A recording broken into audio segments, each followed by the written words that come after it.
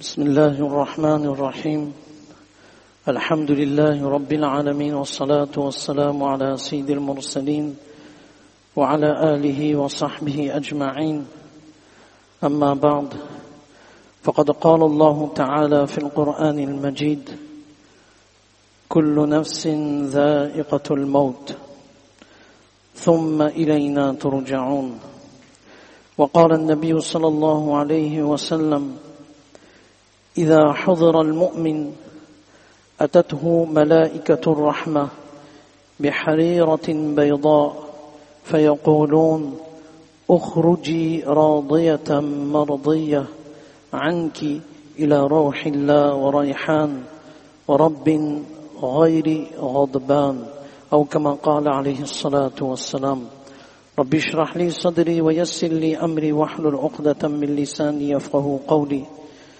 سبحانك لا علم لنا إلا ما علمتنا إنك أنت العليم الحكيم فسهل يا إلهي كل صعب بحرمة سيد الأبرار السهل وإني أعوذ بالله أن أكون في نفسي عظيما وعند الله صغيرا رب ارحمهما كما ربياني صغيرا اللهم صل على محمد وعلى آل محمد بعدد كل ذرة ألف ألف ألف مرة اللهم صل على محمد أفضل صلواتك جزى الله عنا محمدا صلى الله عليه وسلم بما وأهله اللهم أوزعني أن أحمدك حمدا أكافئ به شكر نعمتك التي أنعمت بها علي وفضلتني على كثير ممن خلقت تفضيلا.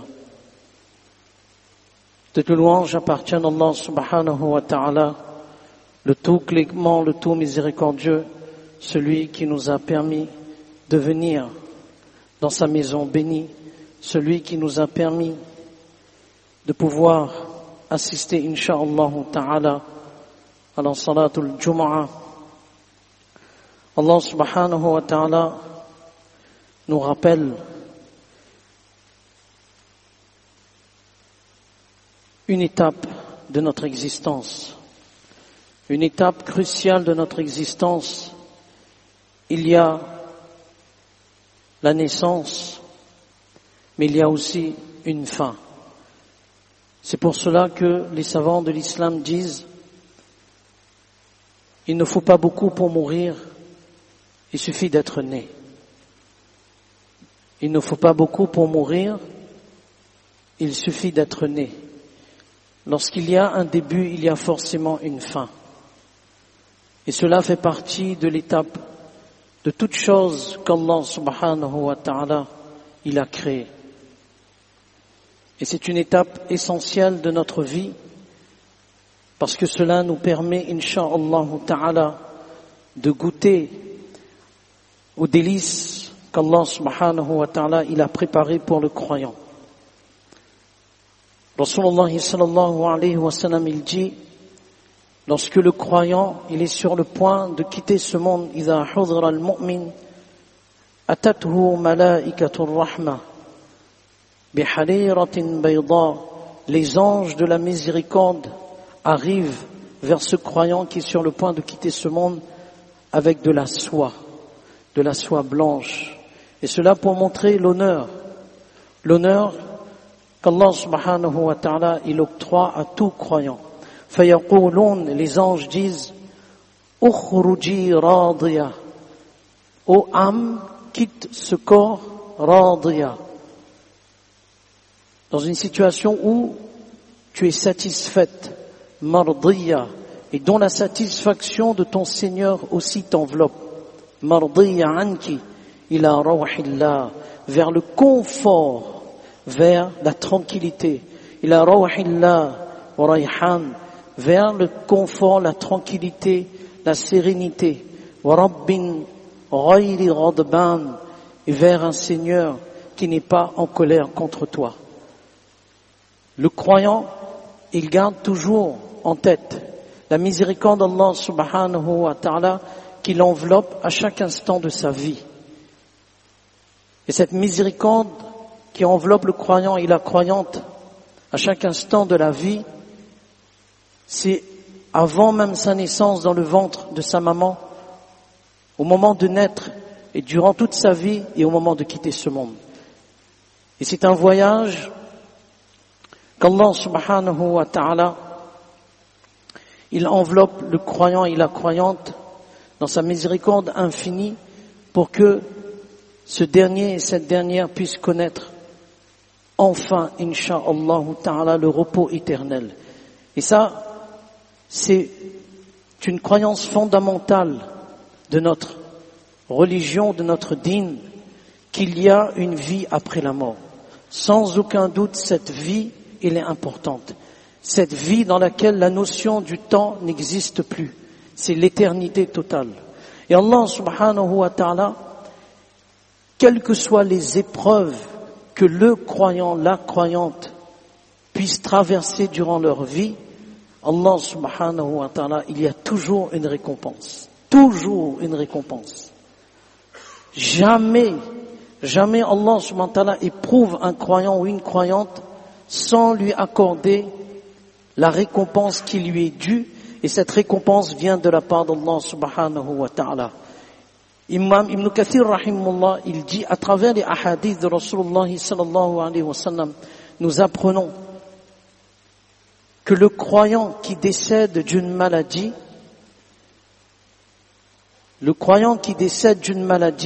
Allah subhanahu wa ta'ala réserve pour cette personne une demeure spéciale dans le paradis. C'est une demeure spéciale dans le paradis pour le croyant qui décède d'une maladie. Et, subhanallah, dans le paradis où Allah subhanahu wa ta'ala, il nous interpelle que celui qui fait preuve de patience, que celui qui accepte et celui qui s'en remet à Allah subhanahu wa ta'ala, et ça c'est important, être satisfait de la décision d'Allah subhanahu wa ta'ala, lui, dans sa sagesse infinie, il connaît. Et il connaît ce que nous ne savons pas. Et il a réservé dans l'invisible ce que nous ne savons pas. Et à travers les enseignements de Rasulullah sallallahu alayhi wa sallam, nous apprenons quel statut noble, quel honneur Allah subhanahu wa ta'ala il accorde aux croyants dans sa tombe même où c'est un jardin parmi les jardins du paradis, où une fenêtre s'ouvre et la brise du paradis l'enveloppe. C'est la brise qui, insha'Allah ta'ala, l'adoucira, va le réconforter, parce qu'il sait l'épreuve qu'il a subie, il a fait preuve de patience. Et il s'en remet à Allah subhanahu wa ta'ala. Allah subhanahu wa ta'ala ne néglige en aucun cas cette patience que le serviteur a pu faire durant ces épreuves. C'est pour cela Rasulullah sallallahu alayhi wa sallam, il a dit, Yunadi munadin, inna lakum an tasihhu fala tasqamu abada, wa inna lakum an tahyaw fala tamutu abada, wa inna lakum an tashibbu fala tahramu abada, wa inna lakum an tan'amu fala tab'asu abada. فذلك قوله عز وجل ونودوا أن تلكم الجنة أورثتموها بما كنتم تعملون. Rasulullah sallallahu alayhi wa sallam, il dit, lorsque le croyant il aura subi ces épreuves dans ce monde, la récompense qui lui attend est une récompense, Allahu Akbar, subhanallah, qui est une récompense grandiose, exceptionnelle. Le jour de la résurrection, dans le paradis, on va annoncer: il vous appartient d'être en bonne santé sans jamais tomber malade. C'est ça le paradis. Il vous appartient d'être en bonne santé sans jamais tomber malade.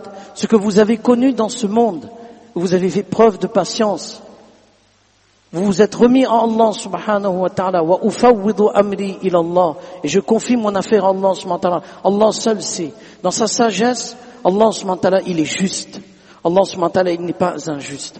Allah subhanahu wa ta'ala, il sait. Nous ne savons pas, mais Allah subhanahu wa ta'ala, lui, il sait.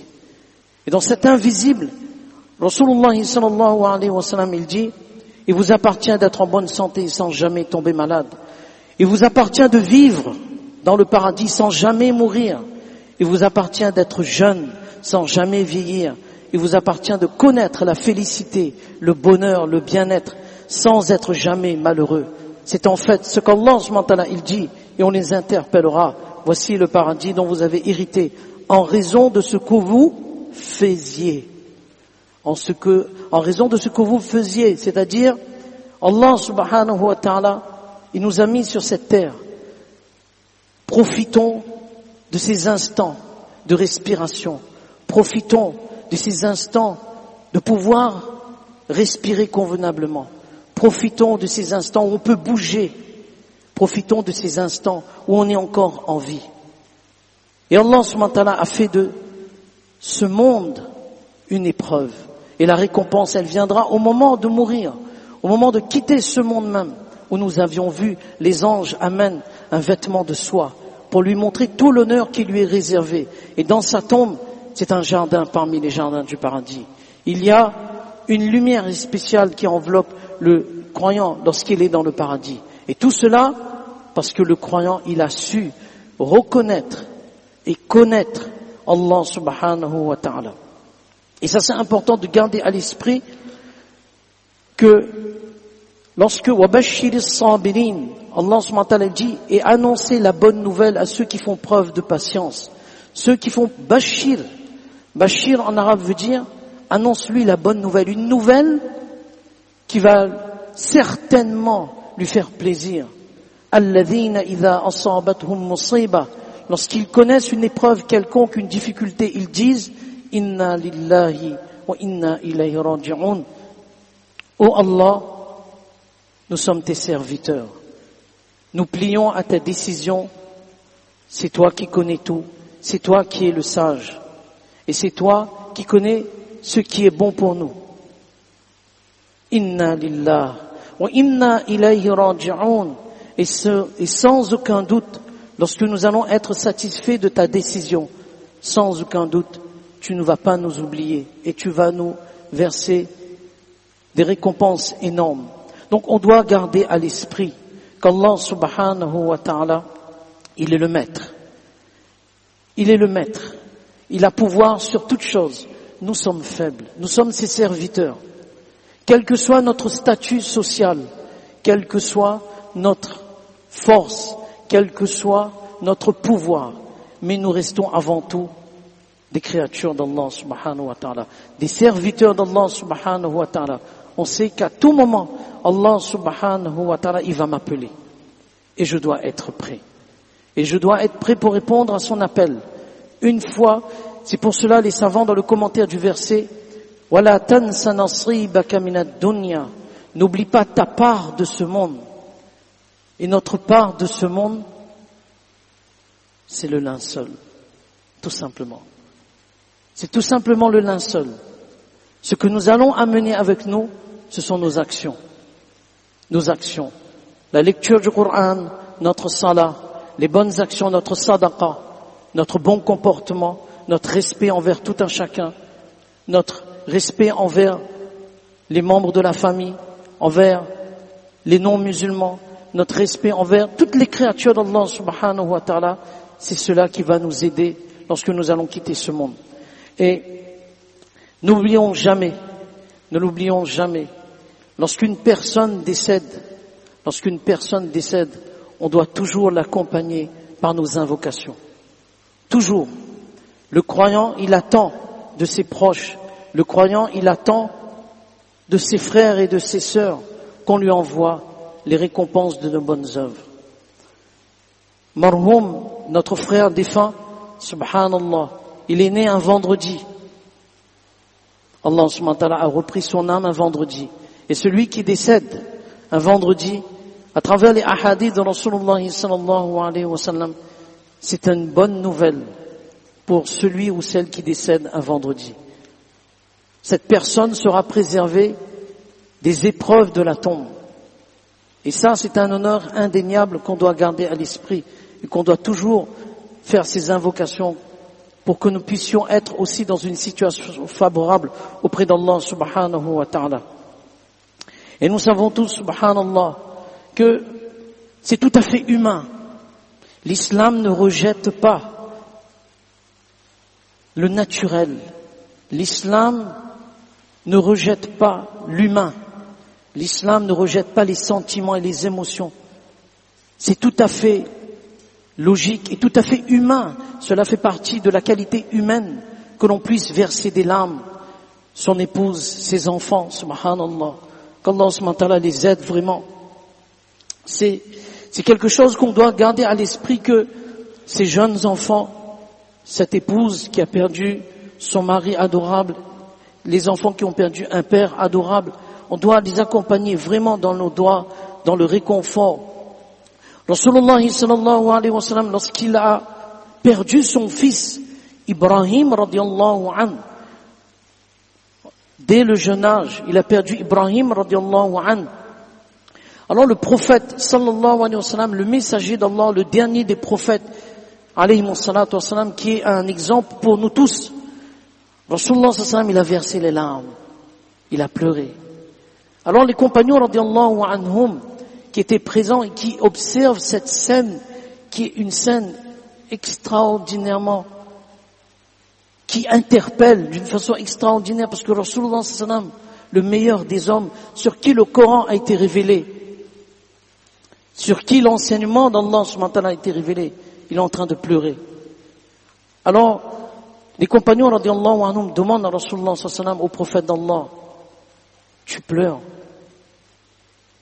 C'est pas une objection de la part des sahaba radiallahu anhum, mais dans chaque, vous regardez, dans chaque phase de l'existence de Rasulullah sallallahu alayhi wa sallam, il y a une leçon à retirer. C'est pas une objection des sahaba radiallahu anhum. Pourquoi tu pleures? Non. Dans tes pleurs, il y a certainement pour nous une leçon. Lorsque nous aussi on perd un proche, ben, comme toi c'est le modèle, c'est notre modèle à nous tous. Ben, montre-nous l'attitude à adopter lorsqu'un proche quitte ce monde et que c'est un arrache-cœur. Que doit-on faire dans cette situation? Regardez Rasulullah sallallahu alayhi wa sallam, Allahu Akbar, sallallahu alayhi wa sallam, jazallahu anna Muhammadan sallallahu alayhi wa sallam wa ahlu. Dans chaque étape de la vie de Rasulullah sallallahu alayhi wa sallam, il y a une leçon pour nous. Regardez qu'est-ce que Rasulullah sallallahu alayhi wa sallam leur dit. Les yeux pleurent.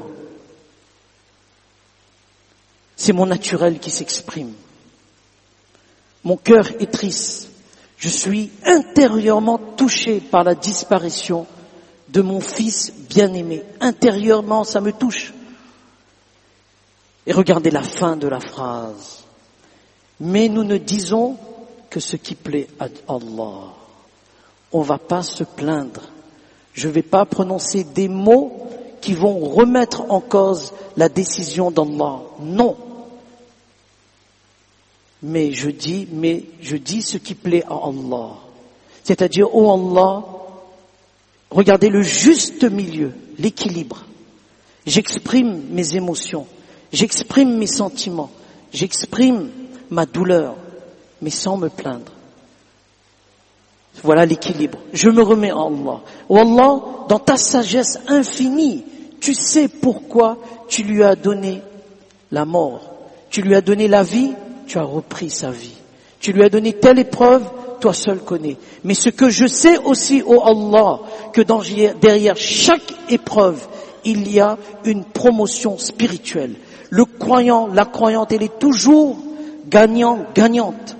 Celui qui quitte ce monde avec iman, avec ce kalima la ilaha illallah, il est gagnant. Et celui qui reste derrière, il est gagnant. Parce que Allah subhanahu wa ta'ala, dans sa sagesse infinie, et dans son équité et dans sa justice exceptionnelle, il n'oublie personne.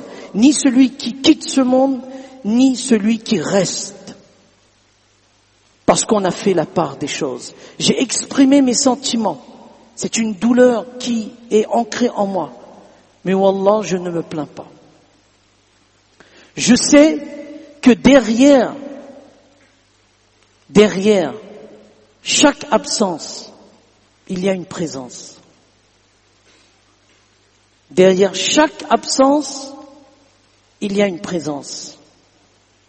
Et cette présence, c'est la présence de mon retour, moi aussi, vers Allah.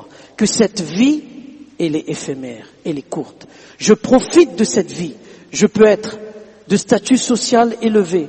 Je peux être quelqu'un qui a un revenu, alhamdulillah. Je vis dans le confort, alhamdulillah. L'islam ne rejette pas. On a dit, c'est le juste milieu. L'islam ne rejette pas le confort. L'islam ne rejette pas la modernité. L'islam ne rejette en aucun cas le confort matériel. Mais je sais que dans mon cœur, je fais tout ce qui plaît à Allah et qui amène sa satisfaction parce que demain, j'ai mon retour vers lui. Et demain, j'aurai des comptes à rendre. Donc derrière chaque absence, il y a une présence. Il y a une présence de mon retour vers Allah subhanahu wa ta'ala. Il y a une présence de ma finitude. Que moi aussi, je suis un serviteur d'Allah subhanahu wa ta'ala et personne n'est éternel. Derrière chaque absence, mais il y a tout simplement la préparation de notre voyage vers Allah subhanahu wa ta'ala. Et derrière chaque absence, il y a une urgence. L'urgence de régler toutes ses affaires avant de partir. Et ça, c'est chaque instant. Que ce soit être commerçant, que ce soit être enseignant, que ce soit être un businessman, que ce soit, quel que soit mon statut, je sais que ma salat, mes prières, tout est correct. Ma zakat, tout est correct. Ma relation envers autrui, elle est parfaite. Et s'il m'arrive de commettre une erreur, je demande pardon à Allah. Wallah, pardonne-moi. Wallah, pardonne-moi. Wallah, purifie-moi avant que je parte. Pour que tu puisses m'accueillir, dans ta miséricorde infinie. Donc voilà la leçon qu'on doit retirer lorsqu'il y a un décès. Et ça, c'est important. Nous aussi, un jour, il y aura ce SMS, décès d'un tel. C'est pour cela, il faut garder toujours à l'esprit cette phrase de nos savants, qui est une phrase tout à fait éloquente et tout à fait touchante. Il ne faut pas beaucoup pour mourir, il suffit d'être né. Il suffit d'être né. Il ne faut pas beaucoup pour mourir, il suffit d'être né. Et ce voyage, Allah subhanahu wa ta'ala nous donne l'occasion de le préparer à chaque instant de notre vie. À chaque instant de notre vie. Et pour celui ou celle qui partent, Allah subhanahu wa ta'ala nous donne l'occasion aussi de faire le bien pour cette personne. De faire le bien pour cette personne. Lorsque les enfants disent « Oh Allah, pardonne mon papa. Oh Allah, pardonne mon papa. Allahu Akbar. » Comment Allah subhanahu wa ta'ala dans sa miséricorde infinie peut-il oublier, peut-il laisser passer cette phrase en vain? Non. Lorsqu'un enfant dit « Oh Allah, pardonne mon papa », le papa il augmente en degrés dans le paradis. Et le jour de la résurrection, il demande à Allah « Oh Allah, mais j'ai vécu un certain laps de temps sur cette terre, mais pourquoi tous ces degrés dans le paradis ?» Il dit « Ton fils ou ta fille a dit « Oh Allah, pardonne papa, je t'ai fait augmenter en degrés dans le paradis. » Subhanallah. La lecture de 3 fois Qul huwallahu ahad, c'est la récompense d'une lecture complète de Coran. Subhanallah. On est en train de marcher, on est dans la voiture. Je pense à mon papa marhoum, je lis 3 fois Qul huwallahu ahad. Après chaque salat farz, je lis 3 fois Qul huwallahu ahad et j'envoie les récompenses pour mon papa défunt. C'est une lecture complète de Coran. La sourate Yasin, Allahu Akbar. La sourate Yasin qui est une sourate exceptionnelle qui renferme d'énormes vertus. Et une des vertus de la sourate Yasin, on lit une fois, ça prend 5 minutes. Ça prend 5 minutes. Mais 5 minutes.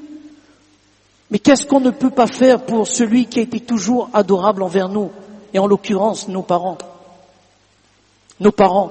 Aujourd'hui, alhamdulillah, si nous jouissons d'une certaine sécurité financière, un certain confort, mais les parents qui sont venus de l'Inde ou les parents qui ont travaillé aujourd'hui, alhamdulillah, on est dans une aisance. La lecture de la sourate Yasin, c'est la récompense de 10 lectures complètes de Coran. Allahu Akbar. Pas une lecture complète, 10 lectures complètes de Coran. Dans les hadiths de Rasul sallam cités par Imam At-Tirmidhi rahimahullah. Il y a notre lecture quotidienne depuis Al-Hamdu, la surah Fatiha, jusqu'à Qul a'udhu bin nas. Ça c'est une chose. Mais Allah subhanahu wa ta'ala nous donne en bonus une lecture de la surah Yasin sans dénombrer d'autres vertus de la surah Yasin. Et si on lit une fois le matin et une fois le soir, mais c'est la récompense de 20 lectures complètes de Qur'an qu'on envoie pour notre papa, qu'on envoie pour notre maman si elle est défunte, qu'on envoie pour tel membre de la famille.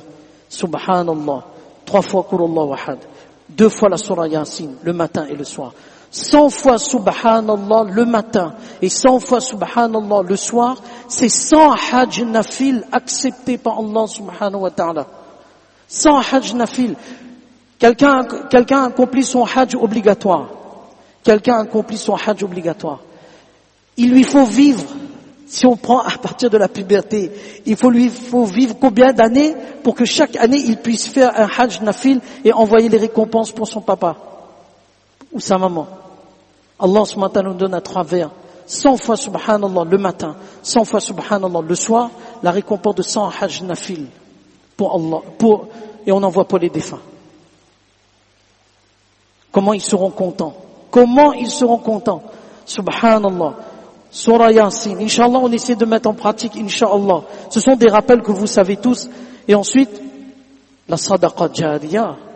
Une sadaqa dont les récompenses sont pérennes, dont les récompenses sont constantes. Participer à la construction d'une masjid, construire un puits, faire creuser un puits, sans compter les profits collatéraux de ce qu'on a fait, on a investi. Ils vont utiliser l'eau pour faire la salat, ils vont utiliser l'eau pour la cuisine, etc., etc., etc. Subhanallah, sadaqa jariyah. Ou bien, dans une madrasa, les enfants font hifz, que ce soit en Inde ou d'autres pays qui en ont besoin. 10 € on a fait l'achat du Coran, on dit de donner aux enfants orphelins qui font la mémorisation du Coran. Quel investissement! Toute leur vie, vont garder toute leur vie ce Coran, mais c'est nous qui allons bénéficier. Donc Allah subhanahu wa ta'ala vraiment, il nous donne tous la compréhension de ce qu'on vient de dire. Qu'Allah subhanahu wa ta'ala illumine la tombe de notre frère, Subhanallah Riyad Suleiman, qui était un être adorable,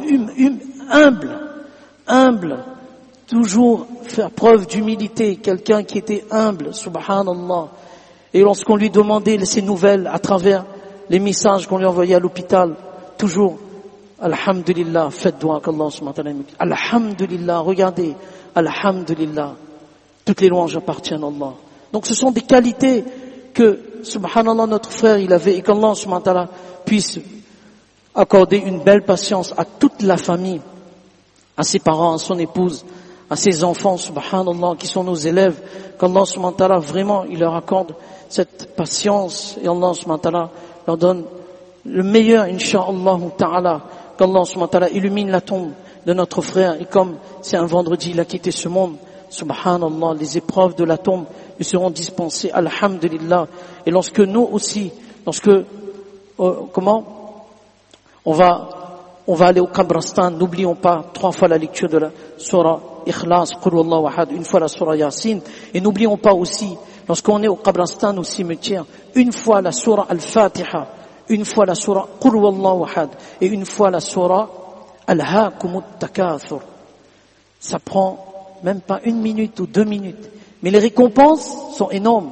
Parce que on fait cette intention, oh Allah, j'envoie la récompense de la surah Al-Ikhlas, Qul Huwallahu ahad, la surah Alhamdulillahi Rabbil Alamin, Fatiha, et la surah Al-Hakumut Takathur, sur les personnes de cette tombe, de ce cimetière, le jour de la résurrection, ces mêmes personnes vont venir auprès d'Allah et vont intercéder pour nous. Subhanallah. 1 fois la surah Alhamdulillah, Al-Fatiha, 1 fois Qul Huwallahu ahad, 1 fois Al-Hakumut Takathur. Allah subhanahu wa ta'ala nous donne tous la compréhension de ce qu'on vient de dire. Donc exceptionnellement la salat de Janaza se fera à 13h45. On attend un autre membre de la famille qui arrive de l'aéroport, Inch'Allah, donc à 13h45. Et ensuite nous rappelons aussi, il y a le Djor à Saint-Louis qui se déroulera après la salat de Asr jusqu'à dimanche, Inch'Allah, faisons tous l'effort de participer. Et n'oublions pas, Inch'Allah, de prendre toujours de bonnes résolutions pour que, Inch'Allah, nous aussi nous puissions quitter ce monde avec la satisfaction d'Allah subhanahu wa ta'ala, qu'Allah subhanahu wa ta'ala, il est content de nous et qu'Allah subhanahu wa ta'ala, il nous facilite les étapes de la vie et qu'Allah subhanahu wa ta'ala nous fasse tous rencontrer et nous réunir, Inch'Allah ta'ala, dans son firdaus, dans le paradis éternel. Amin. Fajazakumullah khaira ahsan al-jaza.